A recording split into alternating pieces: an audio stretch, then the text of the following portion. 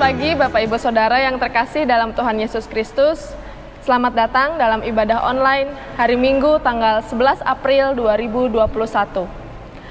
Kita akan memulai ibadah kita pada pagi hari ini. Kita akan angkat satu pujian, Ku Kan Bangkit.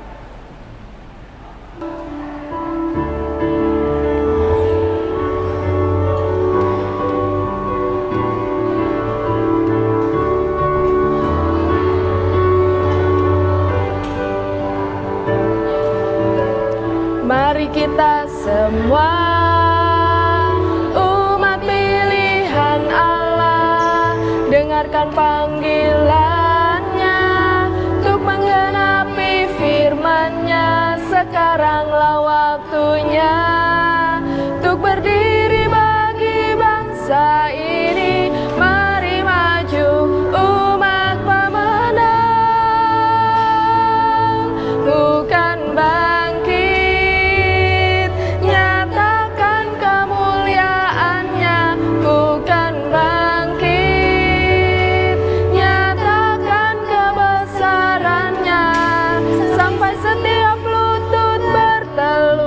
Semua lidah mengaku Yesus Kristus ialah Tuhan, Raja segala raja. Ku kan bangkit, nyatakan kemuliaan-Nya. Ku kan bangkit, nyatakan kebesaran-Nya. Sampai setiap lutut bertelut, semua lidah mengaku Yesus Kristus ialah Tuhan, Raja segala raja.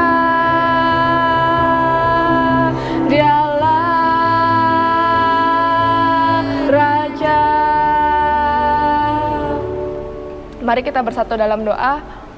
Bapa kami yang bertata dalam kerajaan surga, kami mengucap syukur Tuhan kalau pada kesempatan pagi hari ini kami boleh kembali bersekutu bersama Tuhan walaupun melalui online. Tapi kami yakin dan percaya Tuhan ada di tengah-tengah kami, di setiap rumah kami masing-masing. Terima kasih Bapa di surga. Saat ini Tuhan kami mau serahkan ibadah kami dari awal, pertengahan hingga pada akhirnya ya Bapa. Biarlah kiranya Kau boleh sertai, Roh Kudus sendiri yang boleh sucikan hati dan pikiran kami Tuhan, agar kami boleh layak di hadapan-Mu untuk memuji dan memuliakan nama-Mu. Terima kasih Bapa di surga, hanya di dalam nama Tuhan Yesus Kristus kami berdoa dan mengucap syukur. Amin. Betapa bahagianya ketika kita melayani Raja kita, karena Dia adalah sumber damai kita, dan kita akan merasakan damai dan sukacita di dalam kehidupan kita. Bahagia melayani Rajaku, nyanyian pujian nomor 267.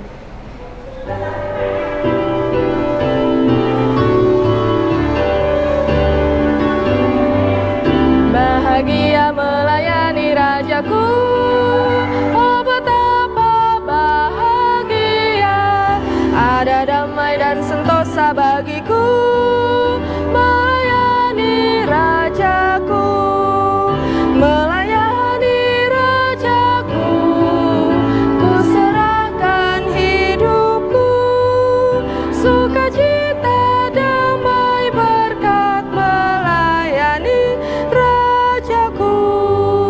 Bahagia melayani Rajaku, oh betapa bahagia, tangannya selalu ku pegang teguh, melayani Rajaku, melayani Rajaku, ku serahkan hidupku, sukacita damai berkat melayani Rajaku.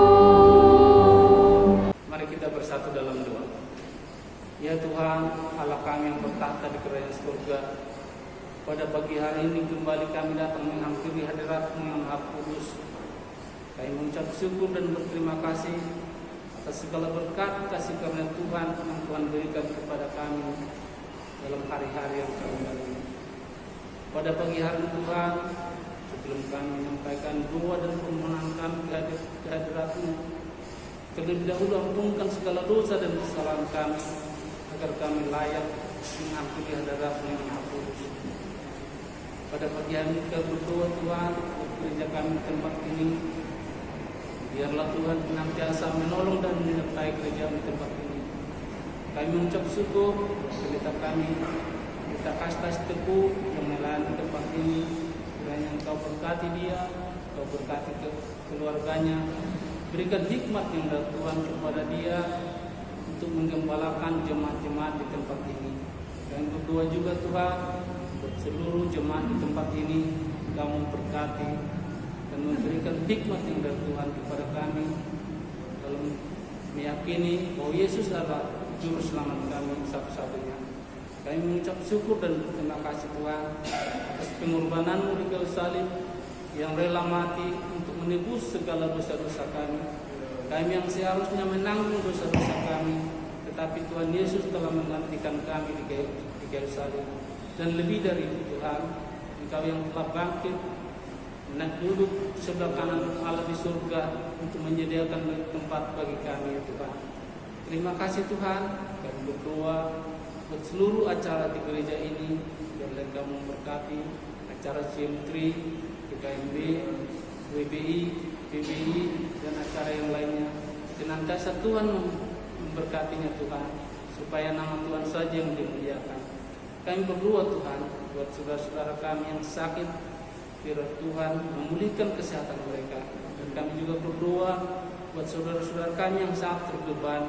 Kami berdoa Tuhan, biarlah Tuhan menolong mereka mengatasi segala persoalan mereka. Kami percaya jika kami menyerahkannya ke dalam tangan Sang Tuhan, Tuhan akan memberikan jalan yang terbaik bagi mereka. Kami juga Tuhan berdoa buat bangsa dan negara kami ini. Begitu banyak permasalahan yang dihadapi oleh negara kami ini. Belum selesai COVID-19, banyak bencana alam yang terjadi di negara kami ini. Dan baru-baru ini terjadi di Nusa Tenggara Timur dan Nusa Tenggara Barat. Kami berdoa Tuhan buat keluarga yang ditinggalkan oleh yang mereka kasihi. Engkau berkati mereka, Engkau berikan penghiburan kepada mereka Tuhan, dan berikan kekuatan kepada mereka supaya mereka kuat menghadapi segala tantangan dan cobaan tersebut. Kami berdoa buat pemerintah kami dan berdoa buat Presiden Joko Widodo selaku pimpinan tertinggi di negara kami. Berkati dia secara berlipat ganda ya Tuhan, agar dapat membawa bangsa ini keluar dari krisis yang kami hadapi saat ini. Kami berdoa juga Tuhan buat aparat keamanan yang menjaga keamanan di negara kami ini. Engkau juga menyertai mereka, memberikan hikmat yang dari Tuhan kepada mereka untuk mengatasi keamanan di negara kami ini.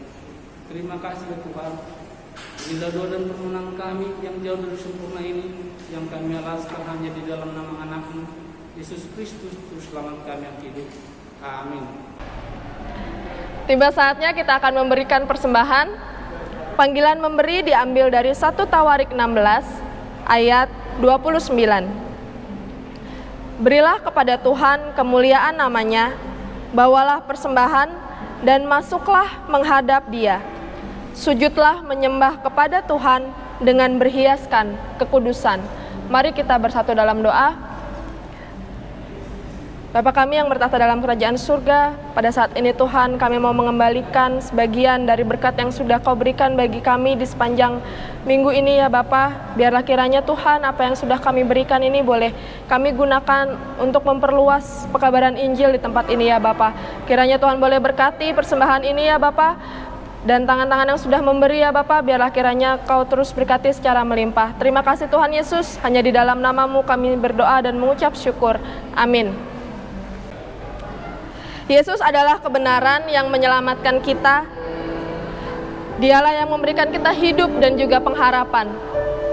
Dan jika kita hidup, biarlah hidup kita boleh berkenan di hadapan-Nya dan untuk menyenangkan hati-Nya. Ku hidup bagimu.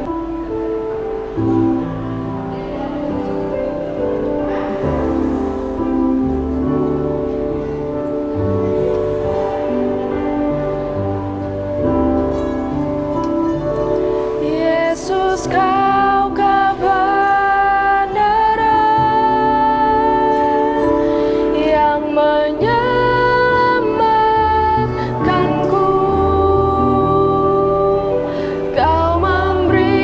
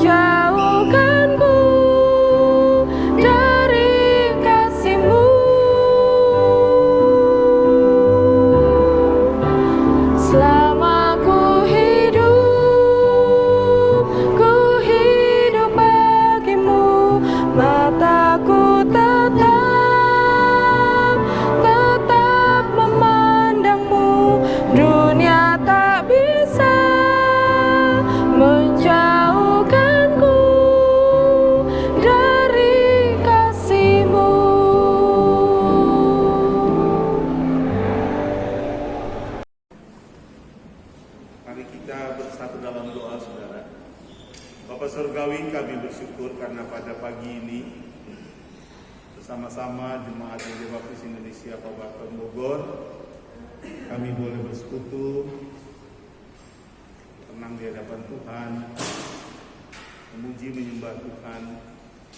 Dan kami berdoa biarlah firman yang kami dengar pada hari ini, baik umat-Mu di rumah ibadah ini maupun jemaat Tuhan yang belum dapat hadir dan terlayani melalui jaringan, kami berdoa supaya Tuhan juga memberkati dan memimpin agar seluruh umat-Mu boleh mendengar kebenaran firman-Mu ini. Dalam nama Tuhan Yesus kami berdoa. Amin.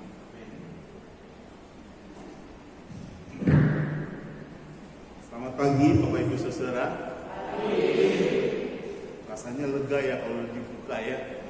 Ya, tapi pasti sebelum saya datang saya sudah rapid antigen dan dinyatakan boleh melakukan perjalanan. Jadi saya dalam 1 minggu ini 3 kali rapid antigen ya. Jadi karena bepergian dari rumah sakit Batu harus dirapid, berangkat dirapid. Saya pikir lama-lama lubang hidung saya tambah dalam ya, karena colok-colok sampai saya pikir apa tembus ke sini ya. Jadi ya, saya bersyukur karena Tuhan menolong kita. Saya merasa pagi ini saya tadi jalan pagi, jam 6 kurang seperempat, hampir 2 jam 15 menit saya putar Kebun Raya Bogor. Terus sama istri saya sampai saya bilang, ini kejauhan kayaknya kita jalan ya. Karena bahasa Jawanya itu kemeng, kaki saya itu sebelah kanan kok kemeng ya. Berarti saya kejauhan jalan terus dari Jatayu terus jalan putar balik putar. Wah, saya bilang ini kejauhan sekali saya mesti jalan. Tapi bersyukur karena Tuhan memberi kekuatan dan kesehatan kepada kita. Saya juga berterima kasih Pendeta Seteku bisa berkesempatan mengundang dan bersekutu bersama-sama. Dan Bapak Ibu, saya masih melayani di Gereja Baptis Indonesia Bait Lahim Jalan Jenderal Sudirman 586 Bandung. Dan kami bersyukur karena Tuhan menolong kami. Saya kira di seluruh dunia sama, tapi Anda lebih berbahagia. Setelah pandemi kami beribadah lagi pada bulan Juli, Agustus, September. Tingkat Bandung sudah merah. Akhirnya kami stop ibadah. Oktober, November, Desember, Januari, Februari, Maret masih macet 6 bulan. Belum bisa beribadah lagi sampai hari ini. Memang ada desakan dari banyak orang. Saya juga termasuk yang ingin supaya segera beribadah. Tapi yang namanya gereja ya, ada banyak orang yang berpendapat jangan dulu pendeta. Justru waktu kami sedang libur, 5 jemaat kami meninggal karena suspek COVID dan karena komorbid ya. Yang membunuh bukan COVID-nya saja tapi penyakit bawaannya. Dan saya memakamkan pernah 1 kali dalam 1 minggu 3 kali memakamkan. Protokol COVID itu lelah sekali saudara. Lelah karena antara ya harus diakui kita juga waspada sekali seperti itu. Waspada itu pengganti kata takut. Kita juga takut ya, bukti juga ya, takut juga ya. Jangan-jangan dan saudara memang dalam situasi seperti ini kalau ada kedukaan kita kasihan dengan keluarganya ya.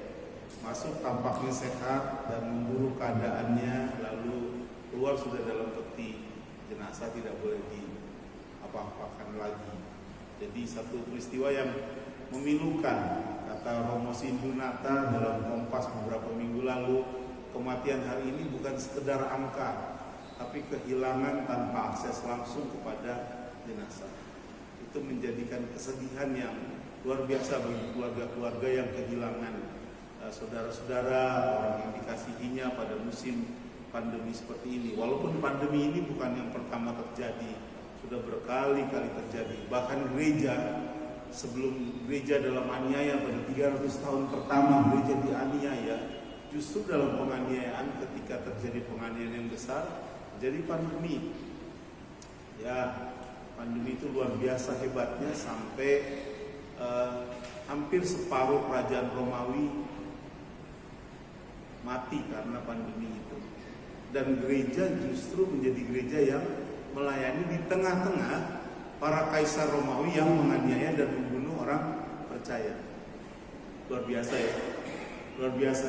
Itulah sebabnya tahun 313 Masehi pemerintah Roma bikin edik Milan, pengumuman bahwa Great Alexander mengumumkan kekristenan menjadi kekristenan yang resmi, agama yang resmi, dan tidak boleh dianiaya lagi. Karena pasti salah satunya adalah orang-orang Kristen yang melayani pada masa kesulitan besar. Seterusnya begitu.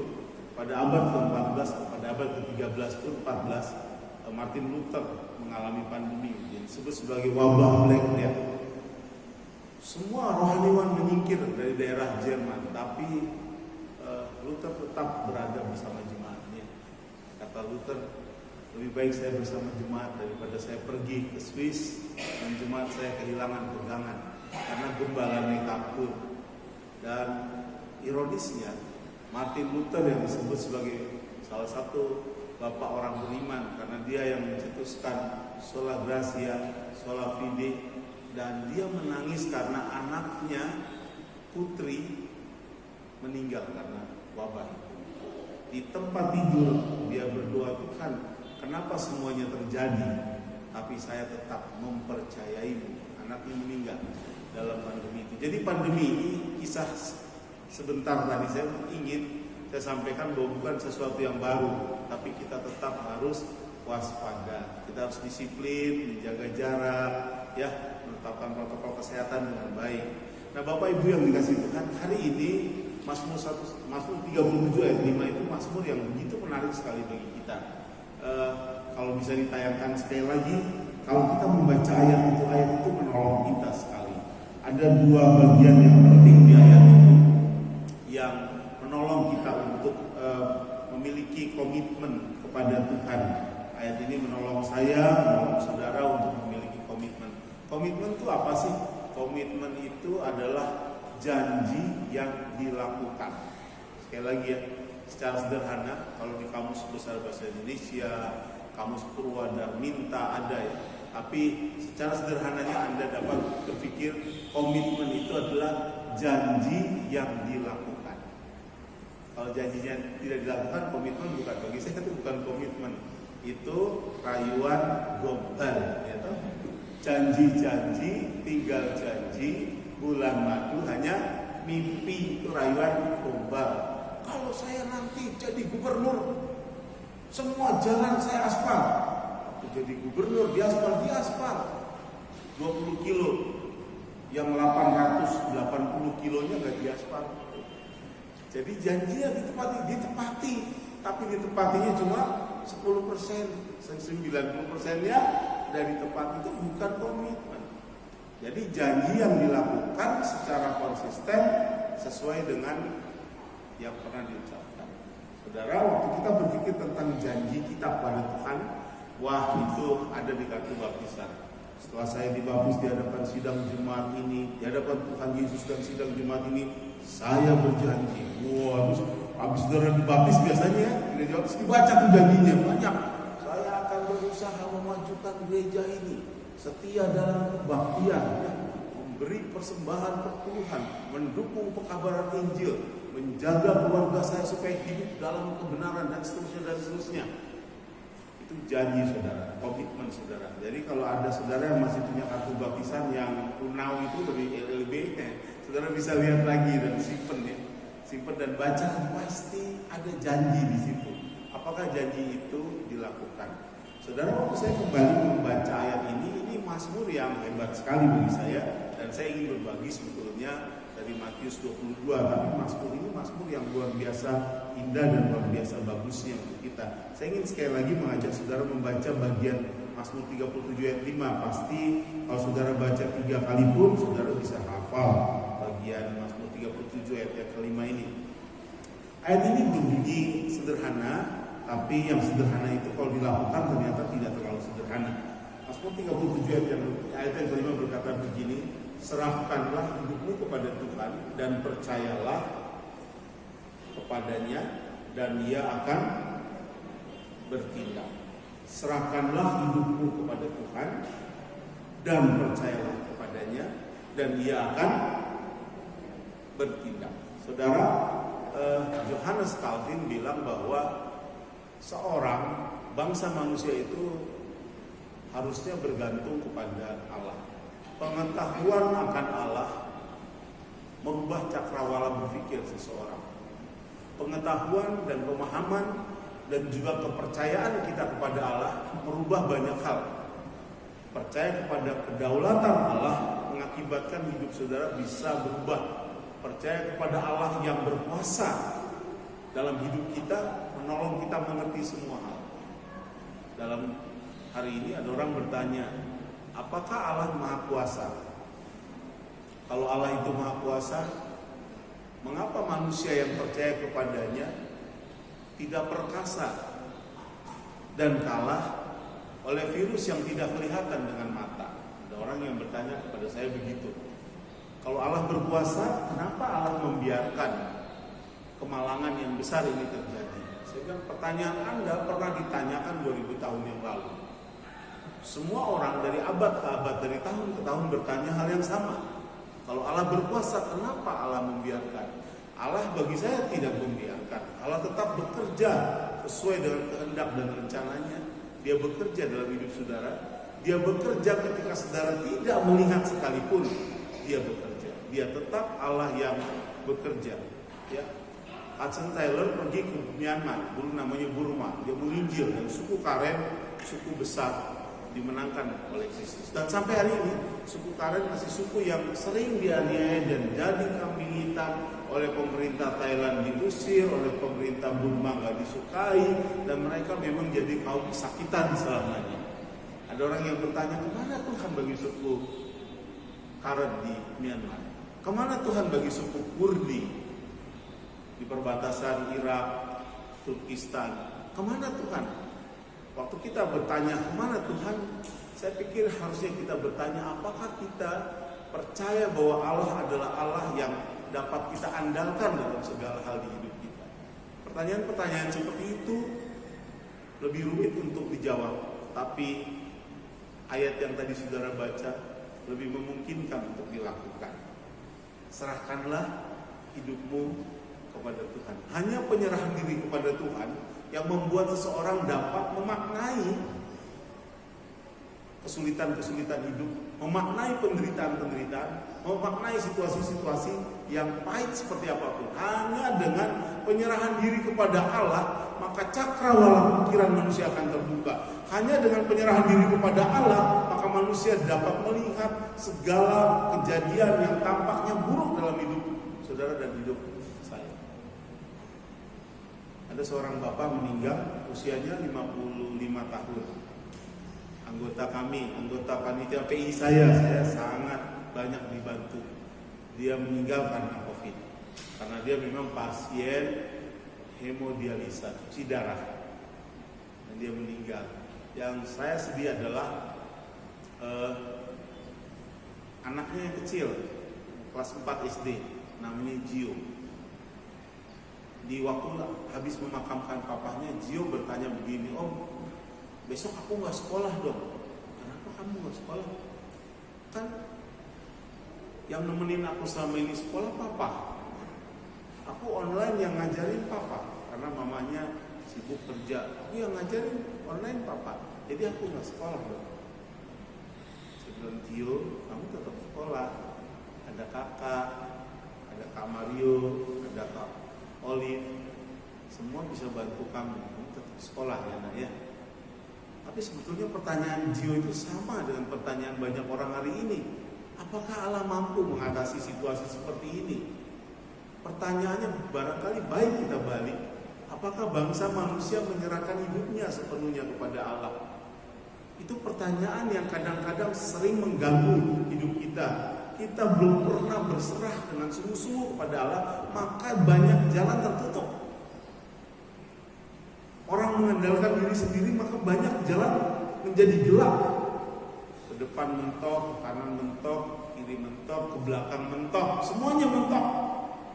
Karena pengandalan diri orang, sehingga orang tidak dapat melihat jalan keluar dalam hidupnya. Ketika kita harusnya berhenti dan memandang ke atas, maka kita kita menemukan banyak jalan keluar. Selalu ada jalan ketika kita memandang Tuhan yang penuh kuasa itu. Saya kembali mengingatkan, mungkin saja saudara pernah mendengar sabda Tuhan Yesus ini ya, di Matius 22 ayat 37 sampai 39 ya. Saudara, waktu saudara membaca ayat itu menolong kita, menolong saya, menolong saudara juga ya. Kasihilah Tuhan Allahmu dengan segenap hatimu, dengan segenap kekuatanmu, dan kasihilah sesama manusia seperti dirimu sendiri. Dan menariknya ayat itu ditutup dengan pada hukum itulah tergantung semua hukum-hukum yang lain. Berarti betul kata John Calvin ya, kepercayaan kepada kedaulatan Allah itu merubah semua hal. Semua hal bergantung kepada kepercayaan, kepada iman setiap orang, iman saudara, iman bangsa manusia kepada Tuhan. Kepercayaan kepada Allah itu merubah pandangan hidup saudara, sehingga saudara dapat memandang hidup ini lebih dapat dijalani. Ayat yang tadi menarik sekali ya. Kasihilah Tuhan Allahmu dengan segenap hatimu. Dalam bahasa pemazmur tadi, serahkanlah hidupmu kepada Tuhan dan percayalah kepadanya. Saudara, bagian itu menolong kita. Sebetulnya komitmen saudara dan saya adalah komitmen kepada Allah.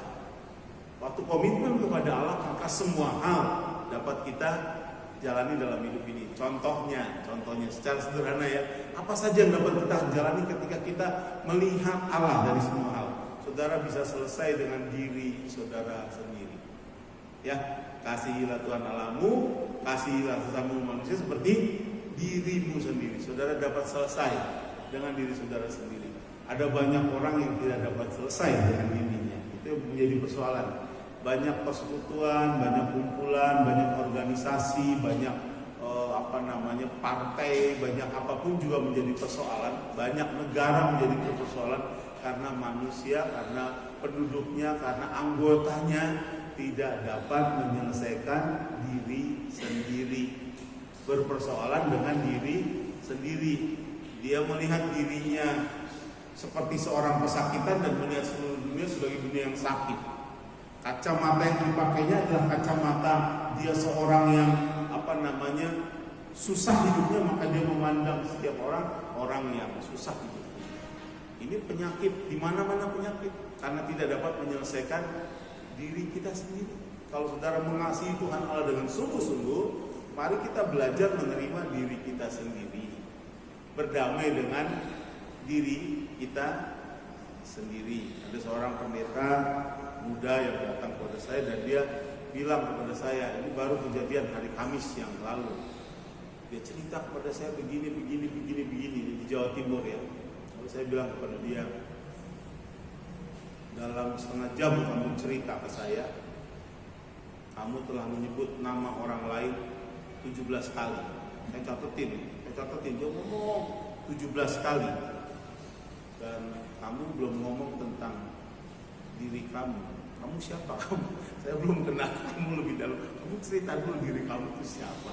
Saya belum terlalu banyak dengar kamu, tapi kamu sudah cerita orang lain 17 kali.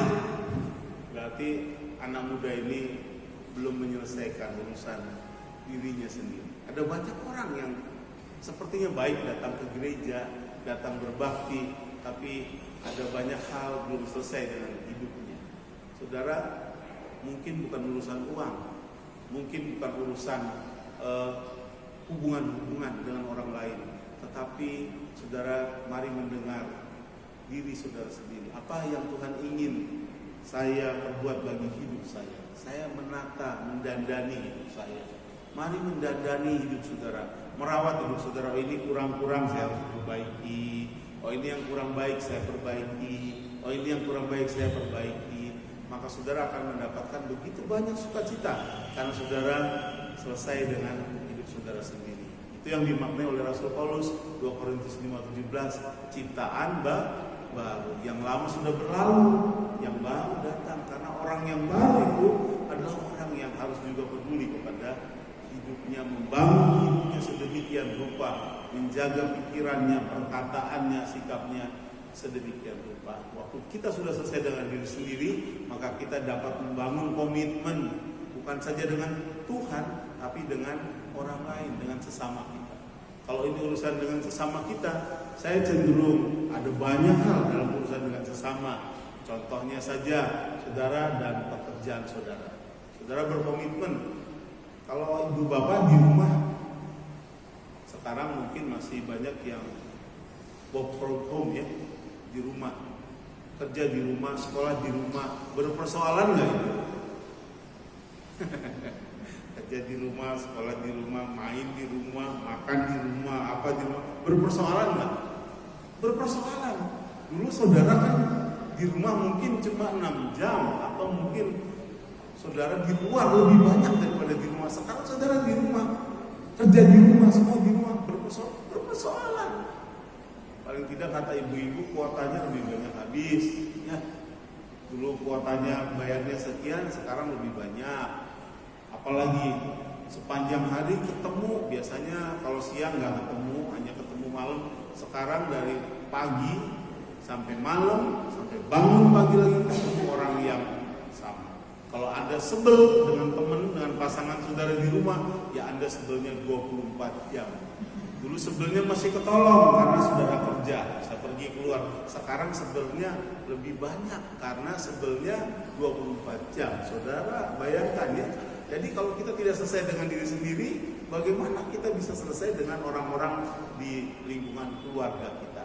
Ada seorang yang mengeluh kepada saya begini, Pak Pendeta, saya mau bicara tentang apa Bu? Tentang suami dan anak perempuan saya. Waduh, ini serius nih. Oke, saya dengerin. Apa Bu bicara? Dia mulai cerita tentang suami dan anak perempuannya. Bagi ibu ini, suaminya kayaknya bersekongkol dengan anak perempuannya. Saya geli sekali ya dengarnya. Bagi si ibu ini, suaminya bersekongkol dengan anak perempuannya.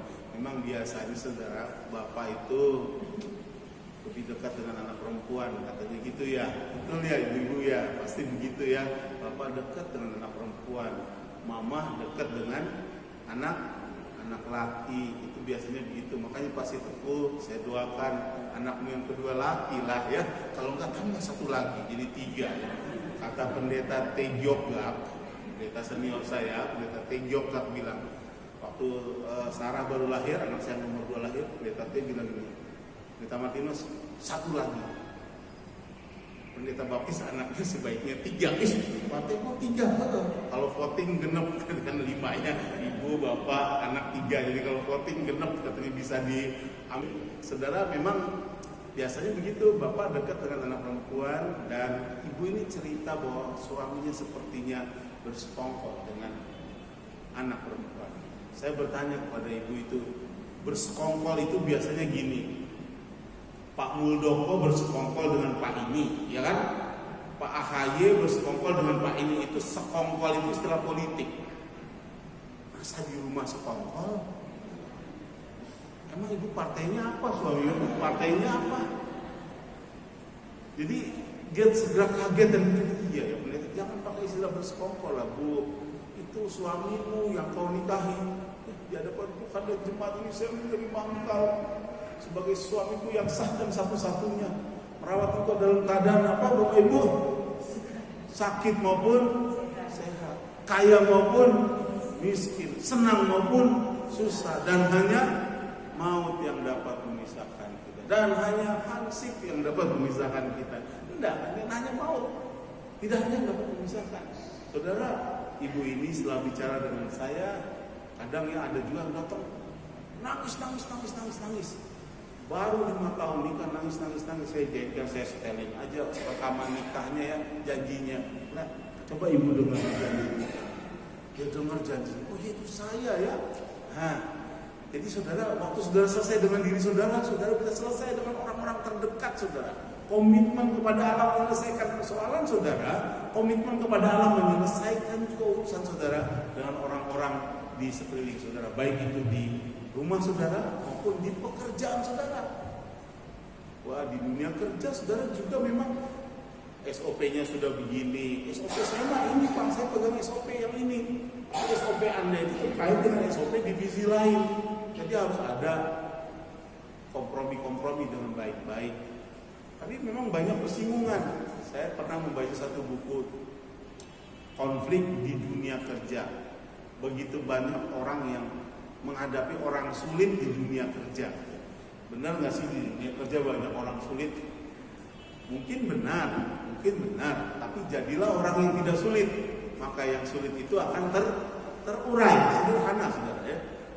Kalau bagi saudara banyak orang katanya sulit, saudara jangan jadi orang yang sulit, jadi orang yang bisa diajak kompromi, bisa tertawa dengan orang yang tertawa, bisa menangis dengan orang yang menangis, maka saudara dapat menjadi penyelesai masalah dalam hidup saudara dan saya.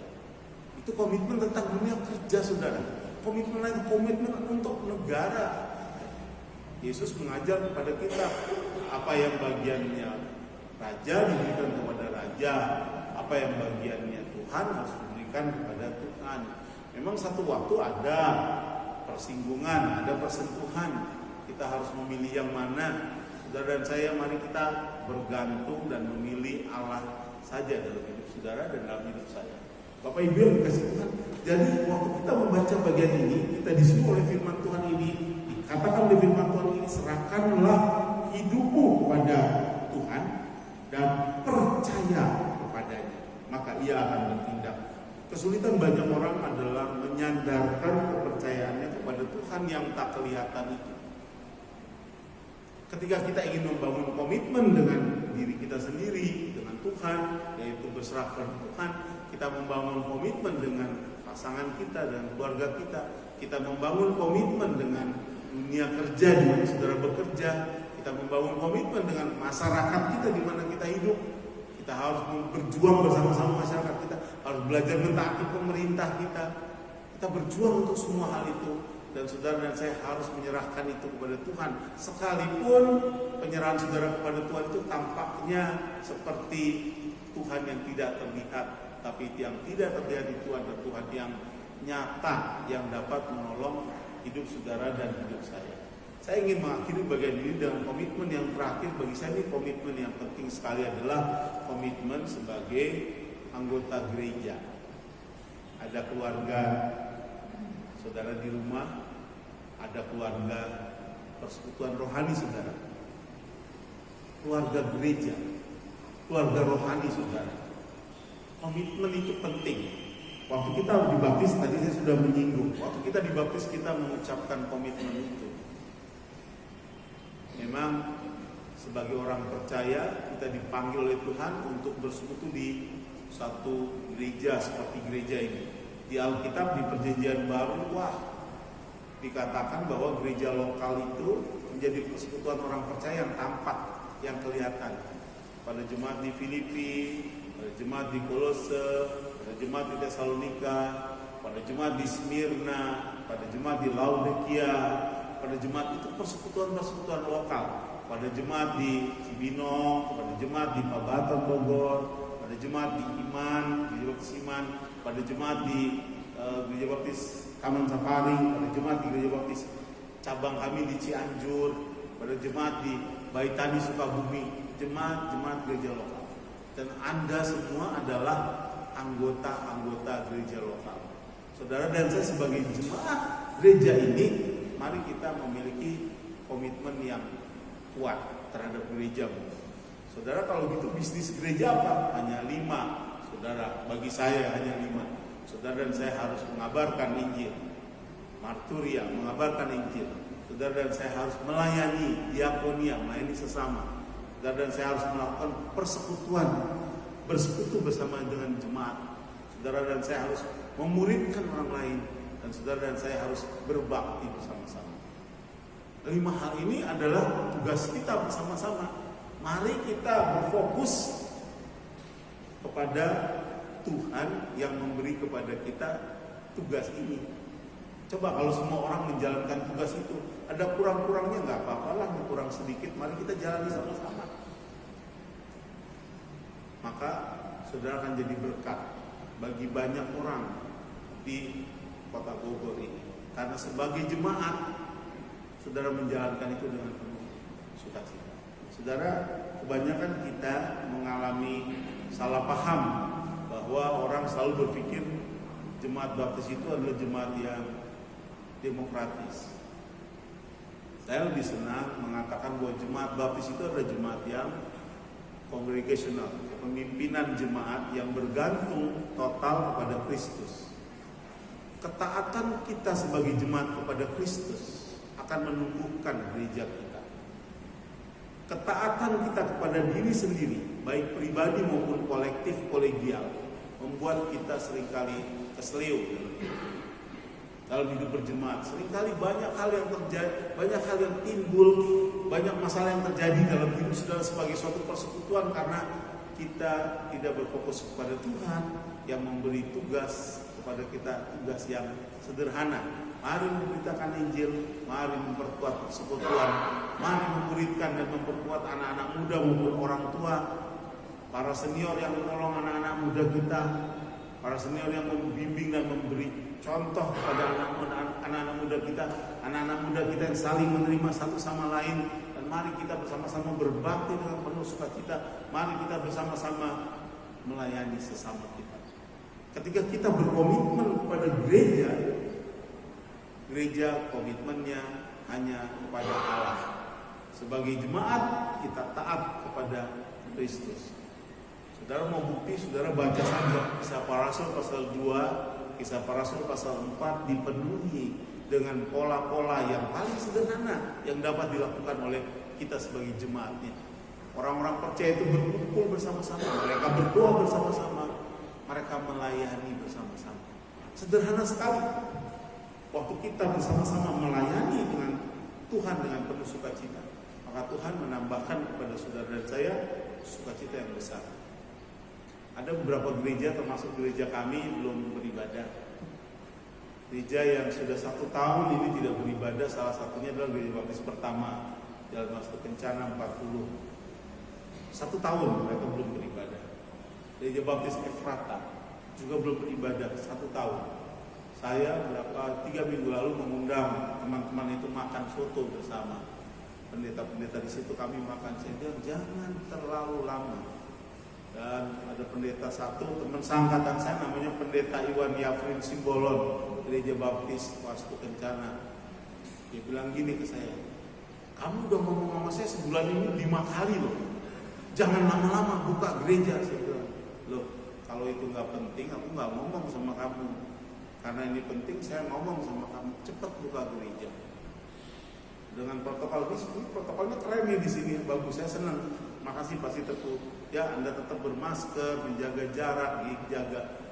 Saudara memang sama nggak antara saudara berbakti di gereja sama nonton HP saudara, handphone?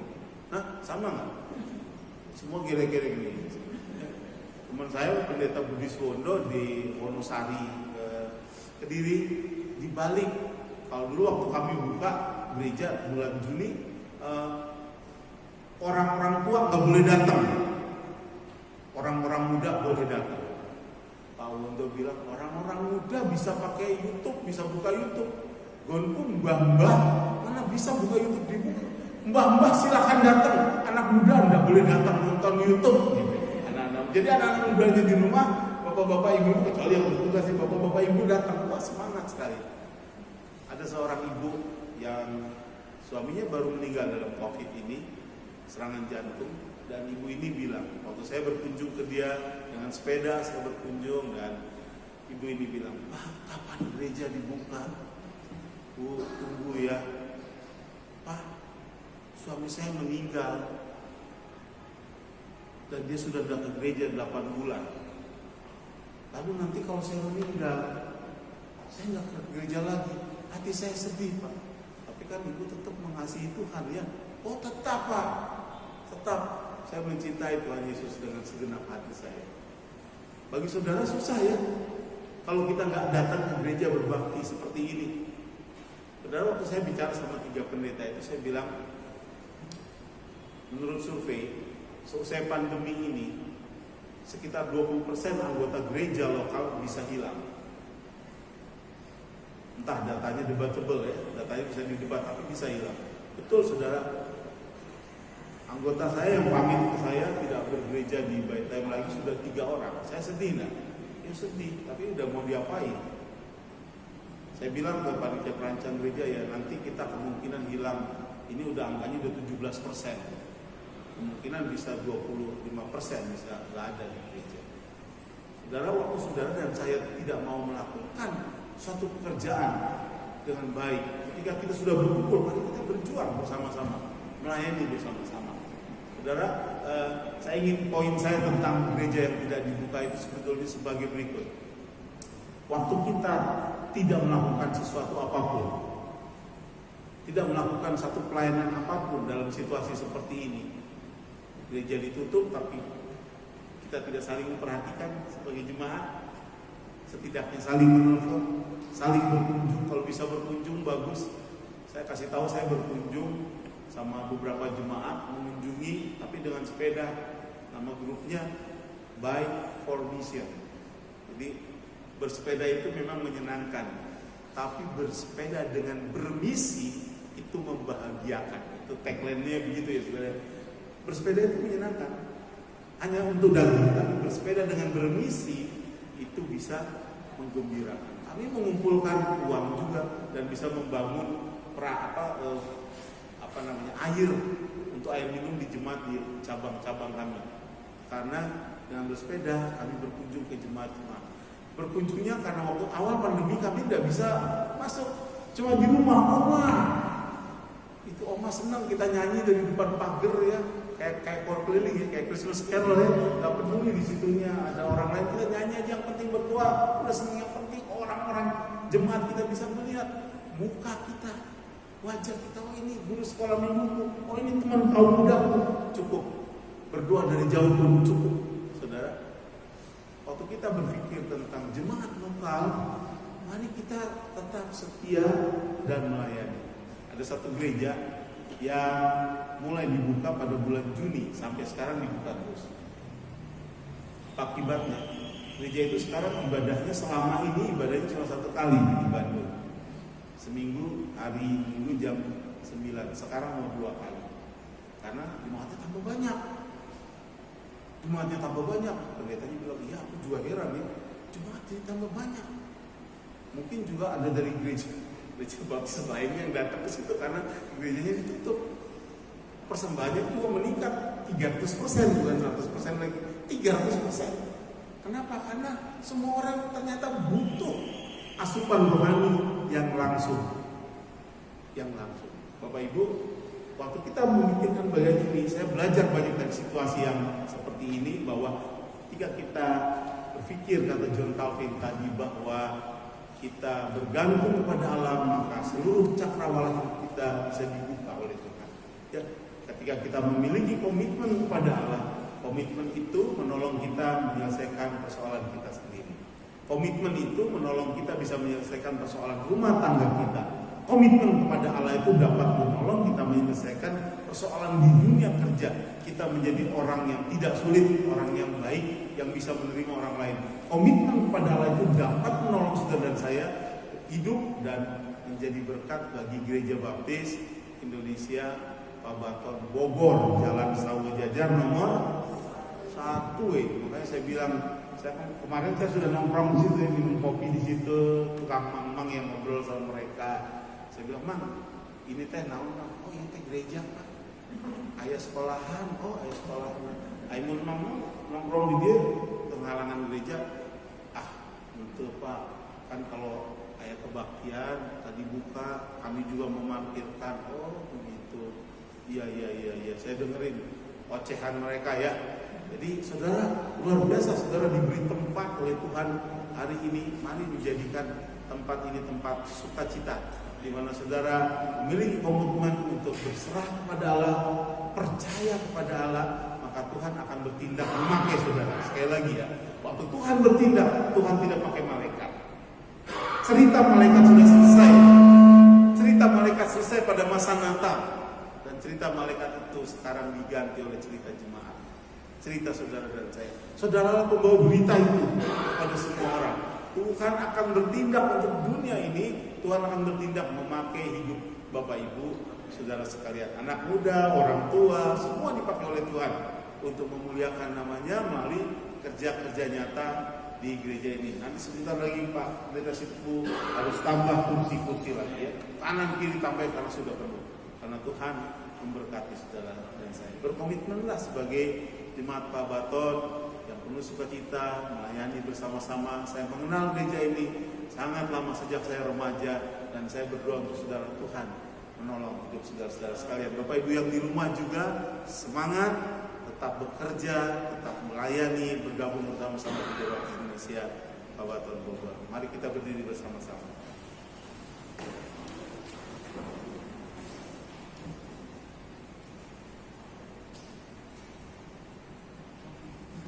Bapa Surgawi, kami datang kepada Tuhan yang mempunyai hidup kami.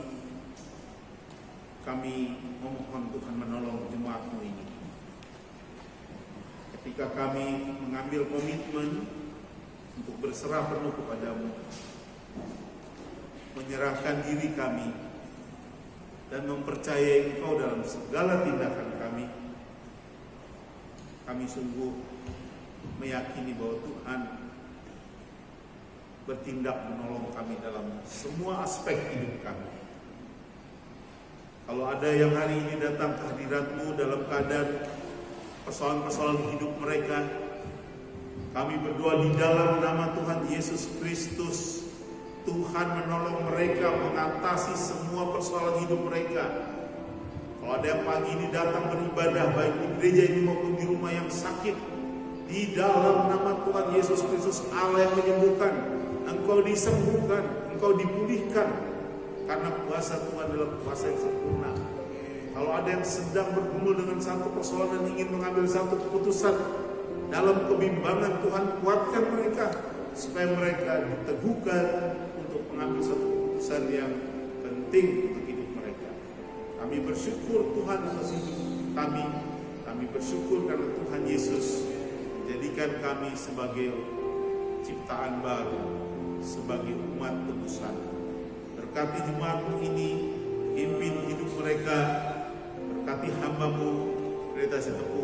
Tuhan menolong dia sama istri yang sebentar lagi Tuhan karunia yang putra yang kedua. Tuhan memberkati mereka semua. Dalam nama Tuhan Yesus Kristus kami berdoa. Haleluya. Amin. Haleluya, haleluya. Ini kerinduan umat Tuhan di tempat ini. Untuk selama-lamanya Engkau Allah kami.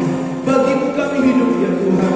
Selama kami masih hidup di dunia ini Tuhan, kami mau seluruh hidup kami, seluruh talenta kami, seluruh karunia yang Tuhan berikan kepada kami mau serahkan kepada Tuhan. Kami tahu Roh Kudus-Mu bekerja akan lahir komitmen-komitmen yang baru di gereja ini. Komitmen yang melayani Tuhan dengan sepenuh hati. Komitmen yang mau bayar harga terhadap segala sesuatu. Komitmen dalam keluarga, komitmen dalam pekerjaan. Tuhan sedang bekerja dengan dasar di gereja ini Tuhan. Sehingga kemuliaan Tuhan akan hadir.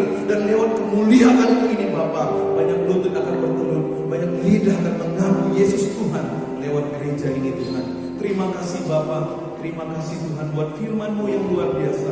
Kami bersyukur buat hamba-Mu Pak Martinus Tuhan yang telah Kau hantar ke tempat ini menjadi berkat bagi kami.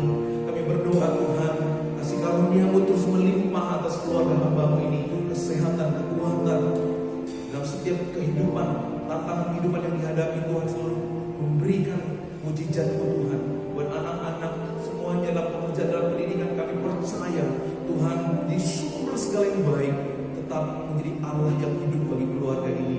Dan kami mengucap syukur Tuhan buat hari ini kami boleh berbakti bersama-sama. Inilah penyembahan kami Tuhan, inilah ibadah kami, inilah persembahan kami. Kami mau serahkan ini semua Tuhan sebagai ungkapan syukur dari hati kami yang paling dalam.